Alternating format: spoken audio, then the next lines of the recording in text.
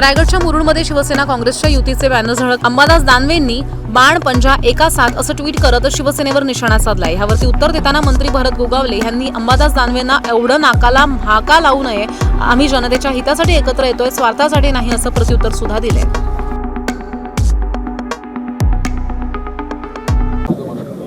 स्थानिक स्वराज्य संस्थेमध्ये ज्या ज्या ठिकाणी जशी जशी व्यवस्था असते त्याप्रमाणे तिथे एकत्रपणा केला जातो। अंबादास दानवे काय सांगाल आणि काय नाही त्यापेक्षा तिथली स्थानिक जनता कोणाजवळ कुठं एकत्र येतील ते आजच्या घडीला कोणच सांगू शकत नाही आहे।